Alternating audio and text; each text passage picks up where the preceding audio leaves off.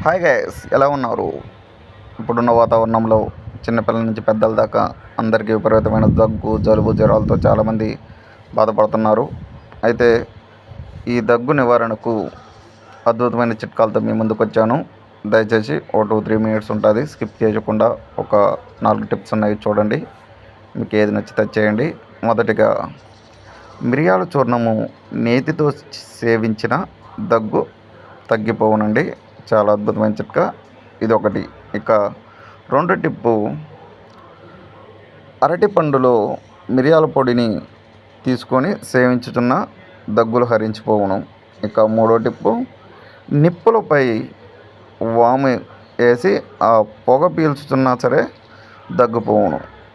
ఇలా ఏ టిప్ మీకు ఈజీగా అనిపిస్తే అది పాటించండి.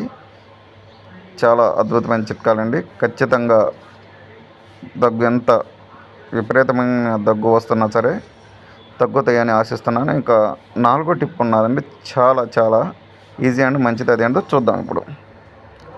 న్యూమోనియా తప్ప తదితరులకు ఊపిరితిత్తులకు ఒకే స్థలమునందు సంబంధించిన వ్యాధులన్నిటికీ తడిమట్టి పట్టి అద్భుతమైన గుణాన్ని అందిస్తుంది.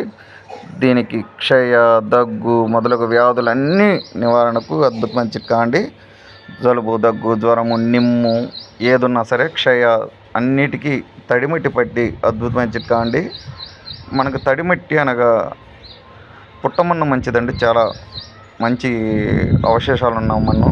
పుట్టమన్ను తీసుకొచ్చి మనం చీర కానీ చున్నీ కానీ మెత్తగా మన్నుని దంచి చున్నీతో మనం జల్లెడ పట్టినట్టయితే మంచి పౌడర్ లెక్క వస్తుంది. ఆ మిశ్రమంలో కొంచెం వాటర్ చేసి గంధం లెక్క చేసి మనకి చెస్ట్కి, పొట్టకి వీలైతే అప్లై చేయండి. ఎంత అద్భుతమైన చిట్కా అంటే చాలా అండి. దీనివల్ల ఈ తడిమట్టి పట్టి అనేది చాలా అద్భుతమైన చిట్కా. మీరు వాడతారని ఆశిస్తున్నాను.